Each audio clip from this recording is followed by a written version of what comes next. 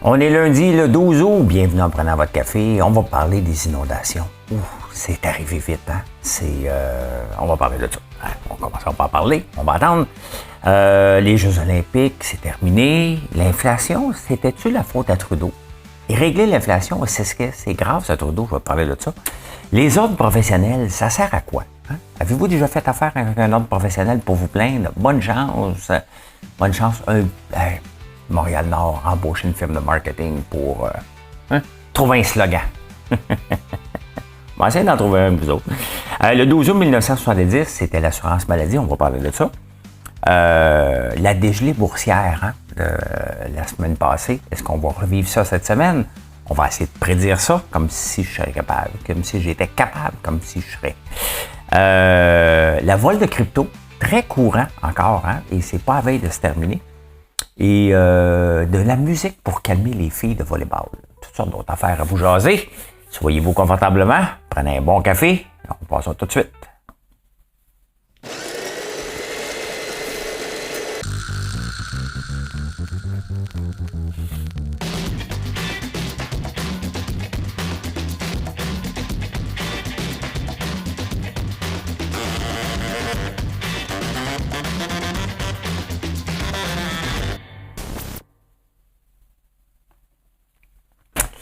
Les foutues inondations, hein? Tu te lèves un matin, tu regardes, tu fais comme, le niveau de l'eau monte, le niveau de l'eau monte, OK, est-ce que le pont va durer? OK, le champ est enterré. Et bon, ça, c'est mon expérience à moi, là. Vous avez vécu votre propre expérience, malheureusement, des sous-sols inondés, des rues fermées, et, tu sais, il va falloir faire attention dans les prochaines semaines de vouloir tout changer le monde. Des politiciens comme Valérie Plante vont sortir et dire, regarde, il faut faire des rues éponges, avec raison. Mais là, c'est une situation exceptionnelle. On ne peut pas dépenser des milliards. Si on veut dépenser des milliards en ce moment, il reste que c'est d'enfouir le réseau d'hydroélectricité en premier lieu avant de bâtir quoi que ce soit. C'est une situation exceptionnelle. Est-ce qu'il va en avoir d'autres? Il va en avoir d'autres. Là, on va voir dans les prochaines semaines. Moi, j'ai pas de pont qui est arraché, heureusement. J'ai des chemins à refaire parce que l'eau a passé par-dessus puis ça a tout lavé. Le champ de citrouille va être enterré un peu. Une partie du champ de citrouille va être perdue probablement. On va voir avec. Et quand, tu sais, moi, je suis une personne je me fais déjà de l'anxiété à côté dans le tapis avec ce que je peux contrôler. Imaginez-vous ce que je peux pas contrôler s'il fallait que j'en rajoute. Hein? Donc, mon moyen de protection, c'est de prendre ça et de dire, c'est ça, puis on va vivre avec ce qui arrive. C'est comme ça. Chacun a une façon de dealer avec des choses imprévues. Moi, je fais, c'est ça. Et ça n'a pas rapport avec mon côté millionnaire qui dérange à l'occasion certaines personnes. Certaines personnes disent, tu peux bien pas chialer, t'es millionnaire. Ça n'a aucun rapport. Ça n'a aucun rapport. C'est devant une situation que je ne peux pas contrôler. Est-ce que je vais perdre tout mon champ de citrouille? Ben non, je ne perdrai pas tout mon champ de citrouille. Ben j'espère. Est-ce que je vais perdre tous mes tournesols? Ben non, je vais en perdre une partie. C'est comme ça. C'est comme ça, être agriculteur aussi. C'est de vivre avec ce que la nature nous envoie comme courbe à l'occasion. Je ne peux pas rien faire et je vais vivre avec. Donc, on verra plus tard. Avant de me faire des scénarios puis capoter, là, faut que ça sèche, faut que le soleil revienne. That's it, that's all. Donc, j'ai toujours été comme ça, de voir des choses que je peux contrôler, là. Je suis déjà anxieux dans le tapis. Ce que je ne peux pas contrôler, c'est le moyen de dire, hey, OK, regarde, on verra, on s'arrangera, tout simplement. Les Jeux olympiques sont terminés et il n'y a pas eu d'attentat terroriste. C'était la grande peur, la grande peur d'un peu tout le monde, les attentats, mais il n'y en a pas eu. Des beaux jeux, des très beaux jeux, c'est le fun, les Jeux olympiques, toujours plus difficile lorsqu'ils ne sont pas dans le même fuseau horaire que nous, mais c'était le fun. Des très beaux jeux. J'ai pas aimé le breakdance, je suis pas capable. Je suis pas capable. Écoute, il y a eu une controverse avec un breakdance australien où il imitait le kangourou. L'appropriation, je suis pas capable. Ça, j'ai ça en commun avec mon père, des sports jugés Un petit peu plus de misère, mais là, le breakdance, ils ont poussé la limite un peu. Là. Amenez-moi la pétanque, le boulingrin, mais non, c'est des athlètes de haut niveau, aucun doute là-dessus. Aucun doute. Mais je comprends rien, puis ça m'intéresse pas quand même que c'est beau. Ça m'intéresse pas pantoute. Donc, maintenant, on va attendre 4 ans. Et qu'est-ce qui va arriver avec certains athlètes? Il y a des athlètes qui vont essayer de monétiser ça. Hein. C'est sûr que celle qui a sauté à la perche, Alicia Newman, ses chances de monétiser sont assez élevées, hein, pour plusieurs raisons. mais on va voir qu'est-ce qui va arriver. L'affaire, c'est que ces sports-là sont souvent vus comme amateurs et ils ne sont pas entourés comme un spectacle. Et je pense qu'il va falloir mettre ça, parce que c'est un spectacle, le saut à la perche. Sincèrement, là, on a découvert et il faut l'amener à un autre niveau. Donc, qu'est-ce qui va se passer? Est-ce qu'on va le revoir juste dans 4 ans, les championnats du monde? Il faut amener ces sports-là. Mais les athlètes sont responsables de s'assurer que leur sport devienne populaire. Et je pense que le saut à la perche pour différentes raisons, mais surtout parce que c'est spectaculaire et que les athlètes sont un peu show-off, aident énormément pour faire découvrir un sport autre que le pratiquer comme les héros du samedi. Hein? Donc, à suivre, mais tu sais, là, le hype, ça va retomber rapidement. Donc, c'est le temps aux athlètes d'en profiter au maximum. Tu ramasses, tu passes la gratte, tu ramasses tout ce qu'il y a, puis on verra par la suite. Hein? Ah, Justin Trudeau. Hein? L'inflation, lorsqu'on l'a questionné il y a 3 ans par rapport à l'inflation, il dit, c'est global l'inflation, je suis pas responsable de ça, c'est à cause de la pandémie. On fait avec, on essaie de la contrôler le mieux qu'on peut. Ça, c'était sa réponse. L'inflation est réglée au Canada. C'est grâce à qui? Justin Trudeau. C'est grâce à nos mesures, hein, à être proactif. Et alors qu'il n'a rien fait, il a continué à dépenser. Même que la Banque du Canada l'a averti plusieurs fois, arrête de donner des subventions, arrête de donner des augmentations de salaire à tout le monde. Il faut, si tu donnes plus que 2%, l'inflation va se maintenir en haut de 2%. C'est mathématique, là. Mais il a continué, mais il prend tout le crédit, alors que c'est la Banque du Canada, c'est notre capacité de dépenser qui est arrivée, notre dollar faible aussi. Hein? C'est ça qui a calmé notre inflation. On ne peut pas consommer autant de choses de l'extérieur. Regardez, je viens d'inscrire Alexis à l'école aux États-Unis. Ben, ça coûte cher. Et il a fallu que je rajoute le taux de change là, sur le cher aussi. Fait que le taux de change à 71 cents qu'on a en ce moment, 72 cents, je viens de le payer, là. Donc, c'est ça qui fait que notre inflation, elle s'est contrôlée. Justin Trudeau n'a rien à voir là-dedans. Ils ont continué à dépenser sans compter.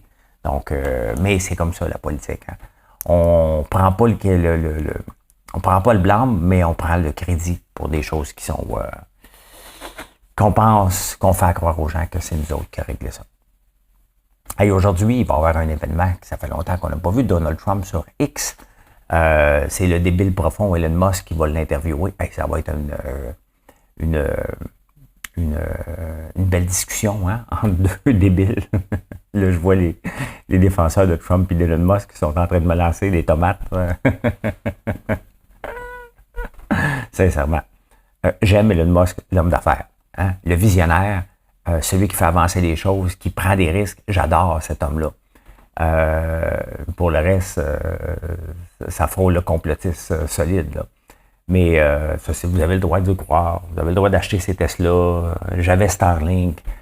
C'est juste que j'ai la fibre optique maintenant. Rien contre le bonhomme, là. Mais j'ai hâte de voir quand même ce que ça va donner. C'est sûr que lui veut le ramener sur X. Hein. C'est payant pour lui d'avoir Donald Trump sur X pour voir qu'est-ce qu'il est en train d'écrire. Mais à suivre, on va regarder ça. Je ne sais pas c'est à quelle heure. Hein? Mais on va en entendre parler pour les prochains jours. Hein? La rencontre de deux grands. Je vous montre un graphique. Je vous montre un graphique pour la décroissance. On parle souvent, la gauche aime beaucoup la décroissance humaine. Elle dit qu'il faut décroître, il faut arrêter de consommer, il faut avoir moins de choses. La Terre est plus capable d'en supporter. Ben, regardez le taux de décroissance. On n'a pas le Canada là-dedans. Hein? Pourtant, le New York Times aurait dû nous mettre. Je ne trouve pas le Canada là-dedans. Change in number of births en une année, en 2022-2023. Le Danemark a moins 1,9% de naissance. La Pologne, moins 10% de différence. Hein? Les États-Unis, moins 1,9. Donc, j'imagine qu'on est à peu près à moins 2 au Canada. Là. Il y a pas de... Donc, la plupart des pays ont enregistré en 2022 2023 une décroissance marquée du nombre d'enfants. Il n'y a pas de pays africain non plus là-dedans. Donc, ça vient du New York Times, mais on dirait qu'il a fait une sélection très sélective. Là. Mais on voit que la décroissance, elle est là. Et d'ailleurs, c'est un gros problème pour le vieillissement de la population au Japon et en Chine. Et le fait que en tout cas en Chine, sont quelques milliards, 1,5 milliard, je pense. Et d'ici 2100, il devrait être 500 millions avec la décroissance actuelle. C'est énorme, là. Au point de vue croissance et au point de vue gestion d'argent, ça prend de l'argent pour faire vivre les vieux. Ben, ça cause de sérieux problèmes.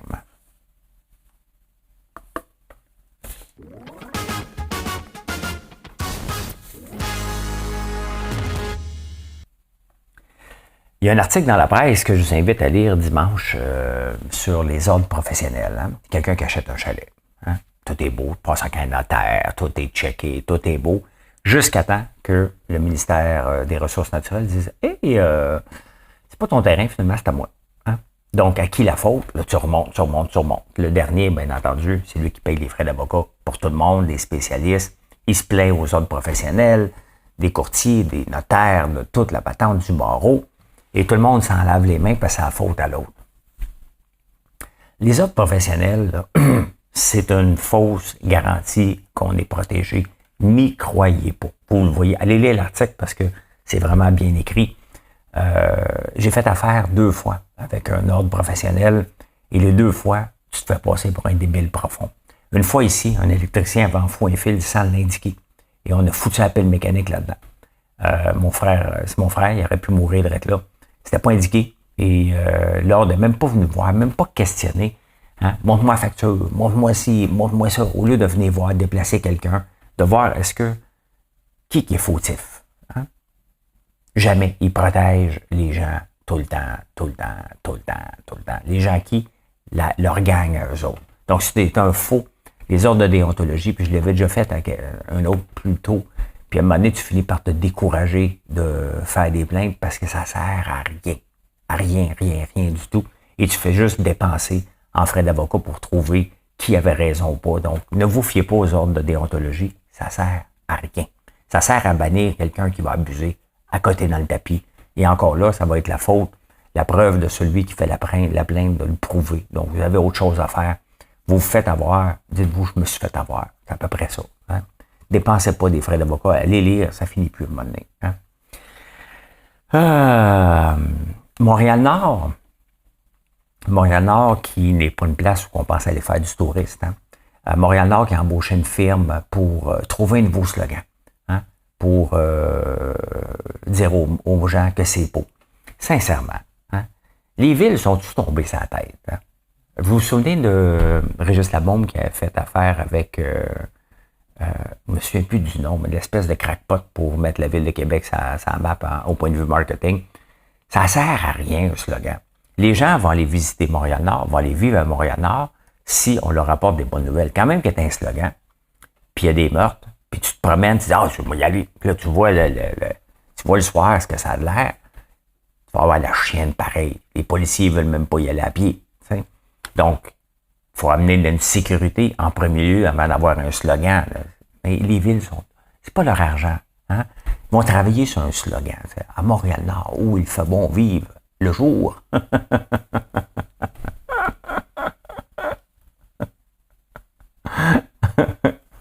C'est bon celle-là, hein? C'est bon celle-là. Comment peut-on être aussi déconnecté de la réalité? Penser qu'un slogan va régler quelque chose. Hein? Mais non. Hein? Regardez SNC-Lavalin qui s'est renommé Atkins Realis.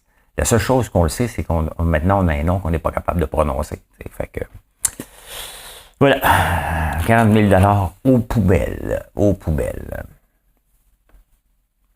La ville de San Francisco, qui a été frappée solide depuis la COVID, et le district financier, qui était une place exceptionnellement belle avant, maintenant c'est plein d'itinérants, ça en arrache. Les commerçants se sont vidés, un peu comme la rue Sainte-Catherine. La rue Sainte-Catherine pour des rénovations.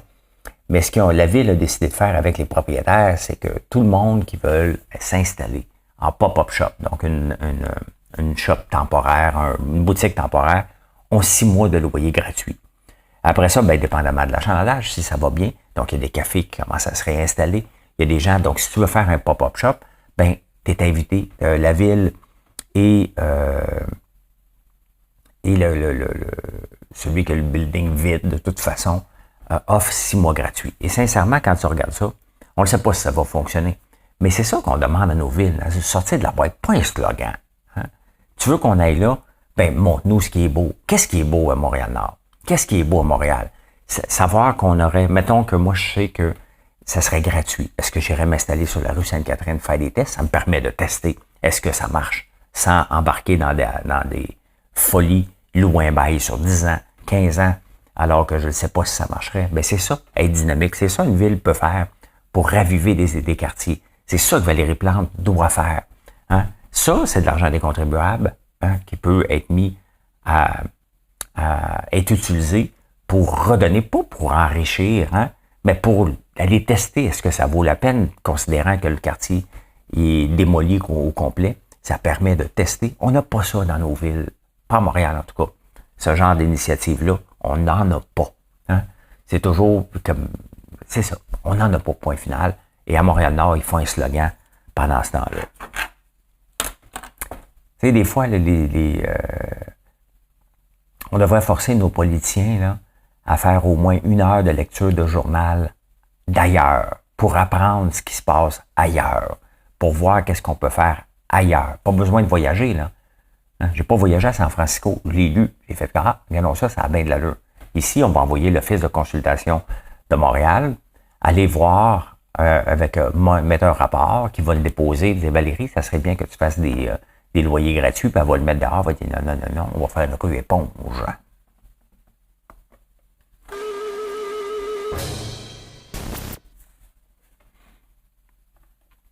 D'ailleurs, il faudrait bien penser à la mettre dehors, Valérie Plante, avant qu'elle ferme le Mont-Royal. Je vous amène le 12 août 1970, c'est le début de l'assurance maladie. Et ce que je savais pas, c'est qu'il fallait s'inscrire. Fallait s'inscrire à l'assurance maladie. Les médecins étaient pour collaborer et tout ça. Donc, c'était pas automatique. Hein? Donc, c'était pas du tout automatique. Intéressant. Les médecins disent que les spécialistes du Québec sont prêts à garantir l'accessibilité. Il fallait négocier. Hein? Il faut s'inscrire sans tarder au message. Des médecins étrangers supporteront les spécialistes. Donc, intéressant. L'autre chose, je vous en parle tout le temps. Hein? C'est pas que je vous en parle, c'est que les journaux, je pense qu'il n'y a pas une semaine dans cette rubrique-là d'être tombé sur la tête que je ne vous parle pas de Post Canada. Ottawa aura offert aux postiers une hausse de 47 cents en 32 mois.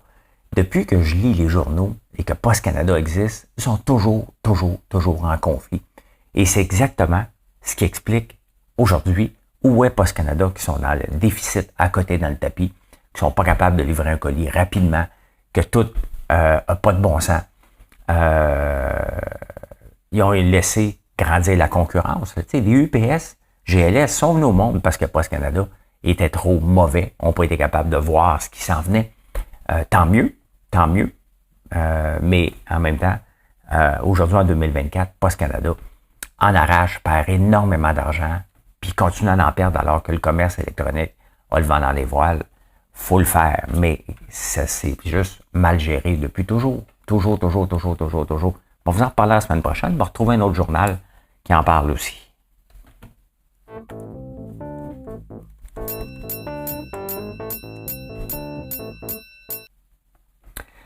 On a eu une dégelée boursière la semaine passée qui a débuté un petit peu avant. Mais c'est quoi une dégelée boursière? Hein? C'est de s'appauvrir sans le plaisir de dépenser. Parce que c'est sur papier. Hein? Il y en a qui ont peut-être pris des pertes. Mais c'est de s'appauvrir sans avoir le plaisir de dépenser. Et je vous le dis régulièrement, puis je ne suis pas le seul à faire ça, je regarde mes états financiers que lorsque ça va bien. Hein? Si ça va mal, pourquoi aller les voir si vous n'avez pas l'intention de vendre, vous n'avez pas l'intention d'acheter? Pourquoi allez vous mettre une situation d'en face si ça sert à rien? Il faut regarder sur le long terme. C'est sûr qu'à court terme, ça fait mal, ça fait peur. Ça fait toujours peur une dégelée. Parce qu'on se souvient d'une dégelée de 30%. On se souvient de 1987. Les gens vont reparler de 1929, de 2008. Hein? Mais si on regarde tout ça avec le futur, le passé et où on est rendu, ben vous auriez gagné à juste maintenir. Surtout qu'aujourd'hui, on a beaucoup de fonds indiciels. Ce qui n'était pas autant vrai, qui n'était pas vrai en 87, pas vrai en 1929 et pas aussi vrai en 2008. Donc, vous avez des fonds indiciels basés sur le S&P 500, basés sur la techno, et que vous êtes là à long terme, le court terme peut faire mal, mais le long terme fait pas mal. Parce qu'il y a des compagnies qui tombent. Hein?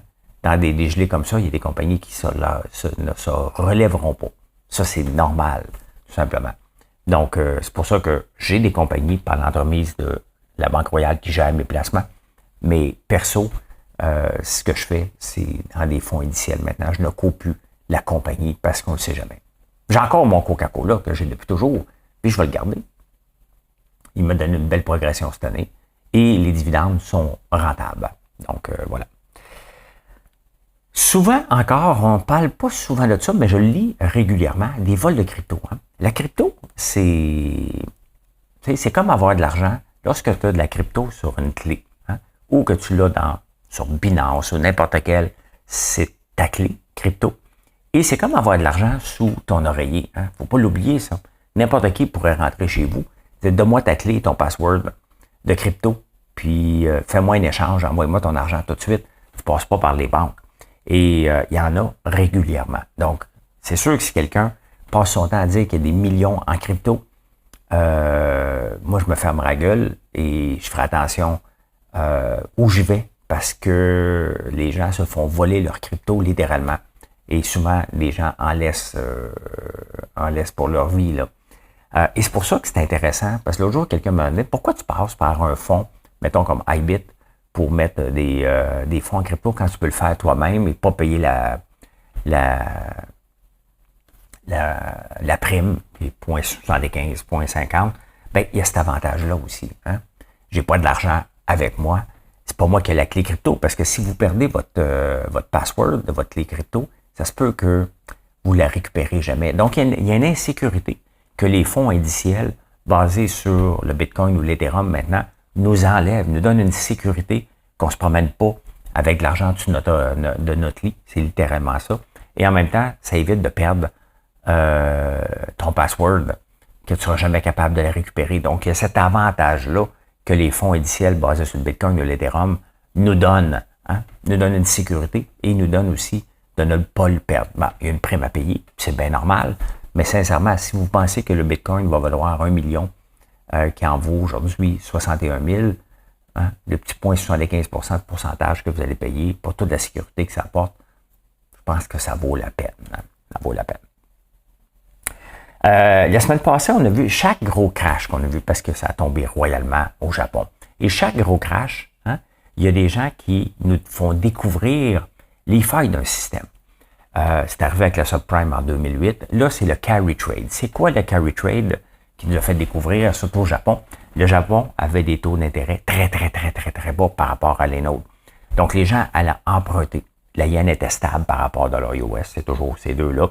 Et les gens allaient emprunter au Japon pour venir investir dans n'importe quoi aux États-Unis qui rapportait plus que le taux d'intérêt. Ici, emprunter, c'était du 5, mettons 4,5, mettons, on s'entend sur 5. Là-bas, c'était 0,75 ou 0,25. La minute que ça a monté, là-bas, vous allez me dire, ça n'a pas beaucoup, mais là, on parle de milliards de transactions. Donc, c'est certain que si tu viens acheter des compagnies ou tu viens juste investir dans des bons du trésor pour être le plus pépère possible, là, bien, lorsque les taux d'intérêt ont monté, la panique a pogné. Parce que là, on ne parle pas des gens qui ont 1000 $, là. Pas nous autres qui fait ça, là. Des gens qui transportent des milliards pour aller chercher des primes et surtout, faire de l'argent facile. Ben, c'est ça qui est arrivé. Le carry trade a tombé. Et ça va toujours exister, hein, d'aller emprunter à des taux plus bas. Et c'est pour ça que lorsqu'une demande, hein, en ce moment, le dollar canadien vaut 72 cents parce qu'il n'y a pas de demande pour notre dollar. Nos taux d'intérêt sont trop bas pour que les gens viennent en placer, sont trop hauts pour que les gens viennent emprunter ici pour faire ça. Donc, on est dans une fourchette pas agréable et on n'exporte pas beaucoup. On commence à exporter de plus en plus de pétrole, ce qui va donner un coup de main à notre dollar. Mais autrement, le Canada n'est pas une cible pour faire ça. Il faut peut-être trouver des places où le taux d'intérêt est regardé. À un moment donné, j'avais placé de l'argent au Liban. Pourquoi? Parce que c'était du 7 Ça a tout tombé, là. J'avais récupéré une partie de mon argent. Il en manque 5 000 que je suis incapable d'aller rechercher. Et c'est pas demain que je vais aller le rechercher. Pourquoi on avait des taux d'intérêt de 7 c'était simple. C'était un Ponzi scheme que le Liban était. On le savait pas. Je le savais pas plus que la plupart des gens. Et c'est pour ça que tant que les gens rentraient de l'argent, ils donnaient un taux d'intérêt intéressant. Les gens devaient placer l'argent là-bas. Et tant que l'argent rentre, on peut distribuer plus d'intérêt qu'on en fait. Puis à un moment donné, ben, ça a tombé le poteau, le Ponzi scheme a complètement tombé. Et c'est ça. Donc, à chaque fois qu'il y a un crash, on découvre pourquoi et qu'est-ce qui s'est passé. C'est toujours les gros fonds spéculateurs, les hedge funds, les gens qui abusent d'un système et qui paniquent lorsque ça arrive parce qu'il y a des milliards en jeu. Et souvent, c'est des milliards des fonds de pension.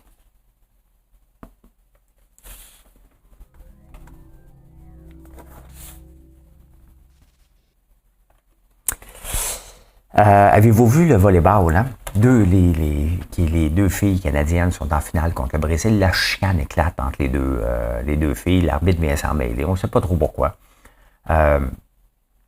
Qui s'engueule, probablement un jeu, tu me plies sur le pied, puis quelque chose comme ça. Et ils viennent se replacer pour repartir, et tout à coup, on entend « Imagine all the people even... oh. » Ils ont parti à rire et ça a permis de détendre l'atmosphère. La musique détend l'atmosphère. Et quel beau coup de celui qui a fait jouer la musique aux Jeux Olympiques pour montrer, regardez, calmez-vous, là, on va dédramatiser tout ça, puis recommençons à jouer. Donc la musique détend, vous savez, mais là on l'a vu. Hein? Sur 6000 coupes, il y a une étude qui a été portée sur 6000 coupes et c'est intéressant parce que la répartition des tâches et dans le couple, dans la maison, est assez disproportionnée. Hein? Dans une semaine courante, 22 heures de travaux domestiques, hein? Ramasser poubelles, passer à la mop, par semaine, hein? Que les hommes font dans une maison, contre 44 heures payées. Donc, techniquement, si on regarde, hein, c'était 66 heures à peu près dans une semaine où on va travailler soit au bureau, soit dans la maison, en train de faire le lavage ou quoi que ce soit. Donc, les hommes, ils passent 22 heures par semaine à faire des travaux domestiques et les femmes, 40 heures. Les hommes sont payés 44 heures à l'extérieur en moyenne et les femmes, 26 heures quand même. Hein? Grosse différence. Et ils ont analysé les couples où les hommes en faisaient plus et les hommes où ils en faisaient plus étaient plus heureux dans leur couple. Donc, messieurs, si vous voulez être heureux dans votre couple, on va faire la vaisselle. Hein? Et finalement, le Viagra qui était sorti en 1998, après ça, le Cialis, puis il y en a un autre, là, je ne sais pas trop quoi, ça rapporte des milliards. Ça a sauvé plusieurs couples. Hein. Il y a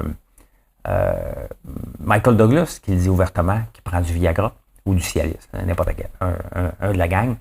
Mais c'est 30 millions de personnes par jour qui vont prendre une petite pilule bleue, jaune ou l'autre couleur qu'il y a. Donc, quand même, c'est pas rien. Là. Pas rendu là. Moi, vous le dire. Mais non, vous le direz pas. Mission accomplished.